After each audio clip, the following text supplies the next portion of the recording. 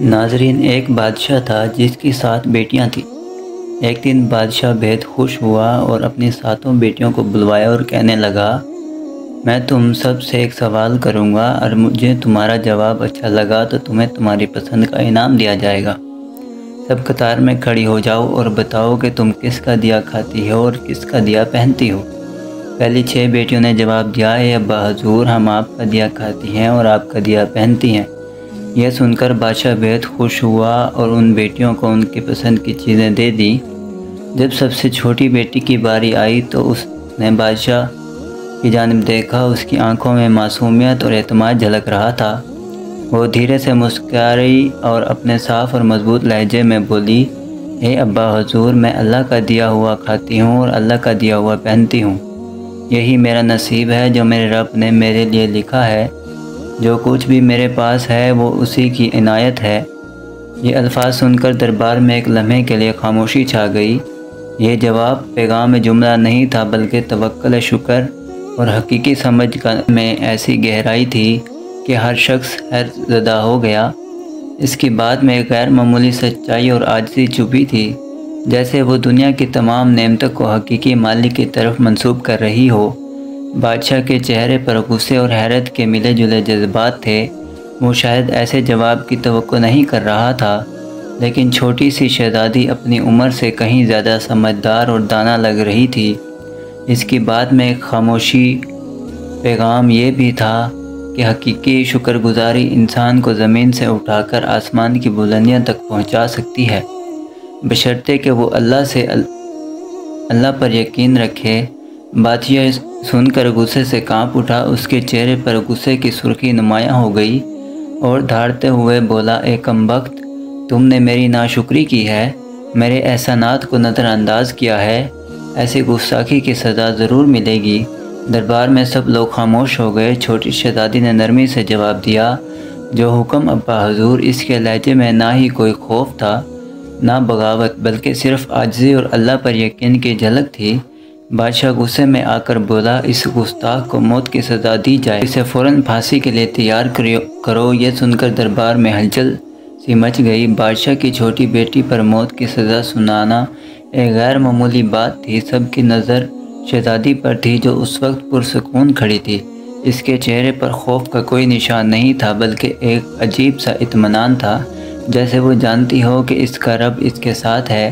اسی دوران بادشاہ کا وزیر آگے بڑھا۔ وہ بادشاہ کے قریب آ کر بولا، اے علی جان، اگر اجازت ہو تو کچھ عرض کروں۔ بادشاہ نے غصے سے اس کی طرف دیکھا اور بولا، لیکن جلدی کرو۔ وزیر نے نرمی سے کہا، بادشاہ سلامت، یہ آپ کی اپنی بیٹی ہے۔ اگرچہ اس کے الفاظ آپ کو ناگوار لگ رہے ہیں، لیکن یہ اس کی سمجھ اور عقیدے کا اظہار ہے۔ یہ بہتر نہ ہوگا کہ اس سے آپ جنگل میں چھوڑ دیں۔ وہاں یہ اپنی بات کو سچ ثابت کرنے کی کوشش کرے گی اور ہمیں یہ بھی معلوم ہو جائے گا کہ آیا یہ واقعی اپنے رب پر اتنا توکل رکھتی ہے۔ بادشاہ نے وزیر کی بات سن کر گہری سانس لی اور لمحے بھر کے لیے سوچا۔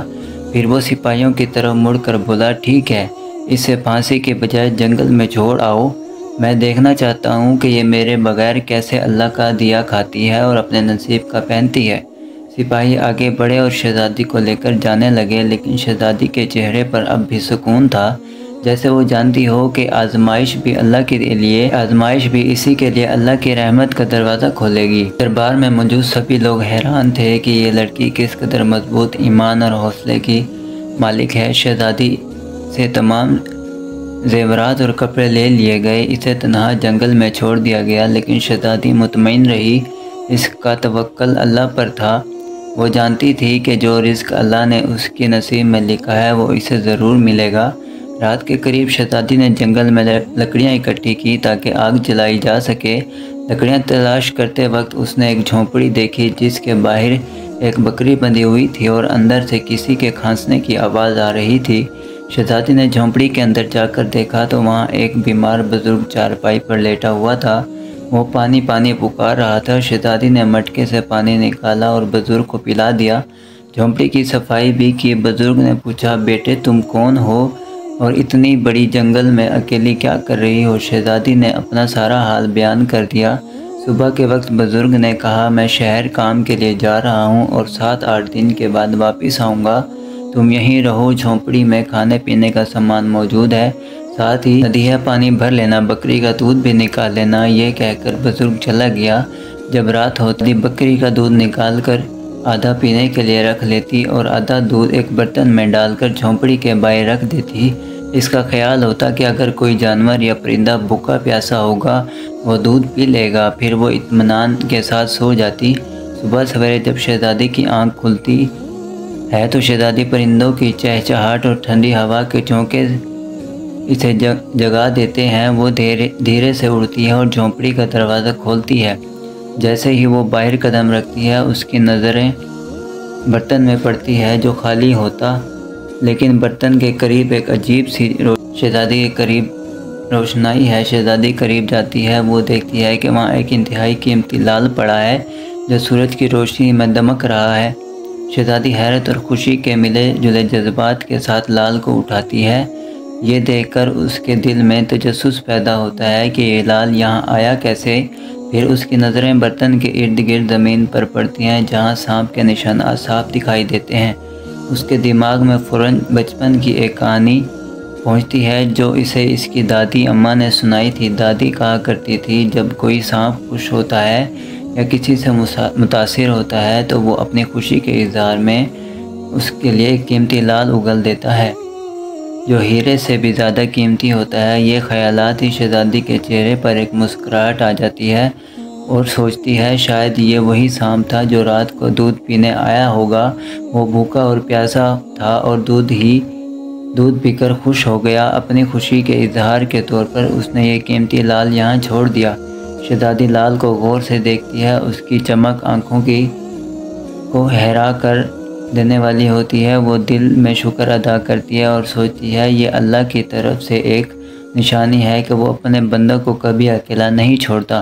یہ واقعہ شہزادی کے دل میں مزید یقین اور سکون پیدا کر دیتا ہے۔ وہ سوچتی ہے کہ اگر نیت صاف ہو اور دل میں رحم ہو تو اللہ اپنے بندوں کے لیے ایسا راستہ نکالتا ہے جو انسان کی سوچ سے باہر ہوتا ہے، اور لال کو محفوظ جگہ پر رکھ دیتی ہے اور دل میں عہد کرتی ہے کہ آج رات پھر برتن میں دودھ رکھے گی، یہ دیکھنے کے لیے کہ کیا یہ معجزہ دوبارہ بھی ہوتا ہے۔ احساس کہ اس کی مدد کے لیے قدرت خود حرکت میں آ چکی ہے شہزادی کے دل میں ایک نئی امید اور حوصلہ پیدا کر دیتا ہے۔ وہ اپنی آزمائش کو اللہ کی رحمت میں بدلتا ہوا دیکھتی ہے اور دل ہی دل میں مسکرا کر کہتی ہے اللہ کا شکر ہے جس نے میرے صبر اور توکل کو رائیگاں نہیں جانے دیا۔ شہزادی سوچ کر حیران ہوتی ہے اور دل میں سوچتی ہے کہ شاید سانپ بھوکا اور پیاسا تھا اور دودھ پی کر خوش ہو گیا۔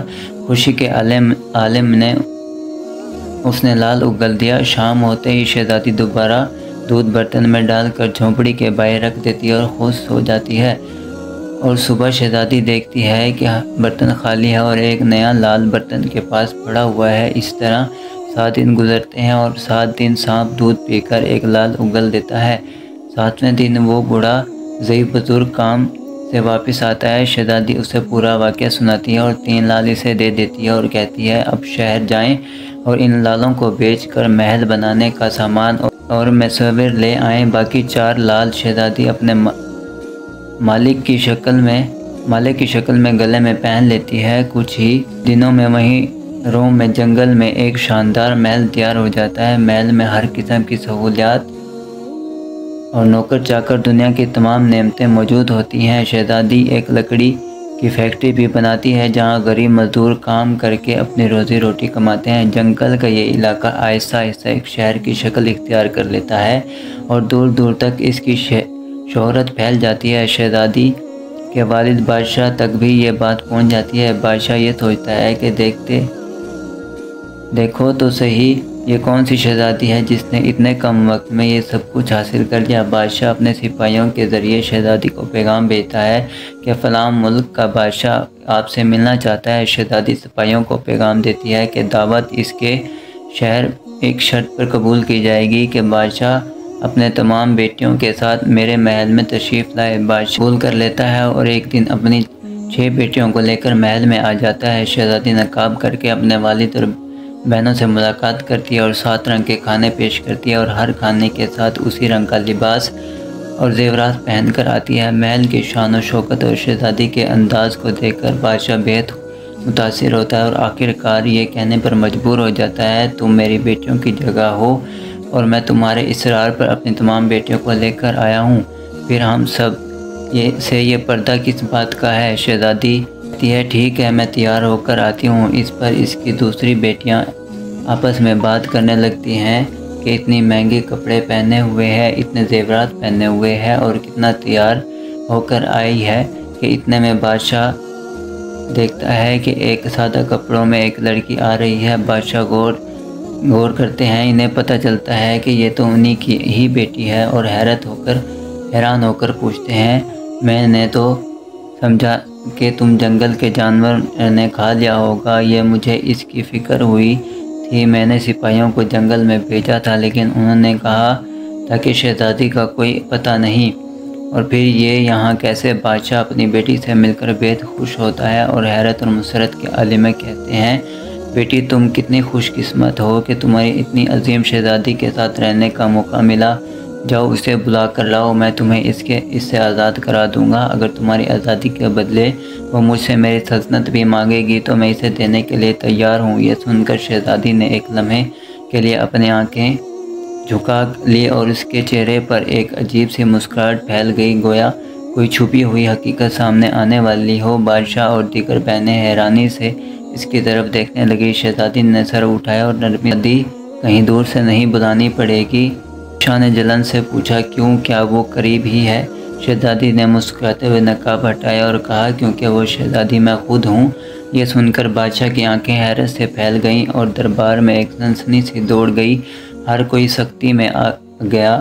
بادشاہ نے قدم بڑھایا اور حیرت کے ساتھ بولا یہ کیسے ممکن ہے؟ تم تو جنگل میں اکیلی تھی، یہ محل، یہ شان و شوکت، یہ سب کچھ تم نے کیسے حاصل کر لیا؟ شہزادی نے پورے اعتماد لہجے میں کہا یاد ہے بہت سے میں نے کہا تھا میں اللہ کا دیا ہوا کھاتی ہوں اور اپنی قسمت کا پہنتی ہوں، یہ سب اللہ کی عنایت ہے۔ آپ نے مجھے آزمائش میں ڈالا لیکن میرے رب نے مجھے کامیابی سے نوازا، یہ محل، یہ دولت، یہ سب کچھ میرے رب کا انعام ہے۔ بادشاہ نے گہری سانس لی، اس کی آنکھوں میں شرمندگی اور فخر کے ملے جلے جذبات تھے۔ وہ بیٹی تم نے آج مجھے ایک سبق سکھایا جب میں کبھی نہیں بھولوں گا۔ شہزادی نے مسکراتے ہوئے کہا آزمائش ہمیں توڑنے نہیں بلکہ مضبوط کرنے کے لیے آتی ہے۔ ابا جل اللہ پر ہو تو دنیا کی کوئی طاقت ہمیں شکست نہیں دے سکتی۔ یہ لمحہ بادشاہ اور سب کے لیے ایک غیر معمولی موڑ بن گیا، جہاں ایک بیٹی نے اپنے صبر، توکل اور حوصلے سے ثابت کر دیا کہ اللہ کے فیصلے ہمیشہ بہترین ہوتے ہیں۔ شہزادی مسکراتے ہوئے بولی بابا جان بھول گئے میری بات کہ کیا؟ بادشاہ نے کہا کیا؟ شہزادی نے کہا میں نے آپ سے کہا تھا نا کہ میں اللہ کا دیا اور پہنتی ہوں اور اپنی قسمت، اللہ کا دیا کھاتی ہوں اور اپنی قسمت کا پہنتی ہوں۔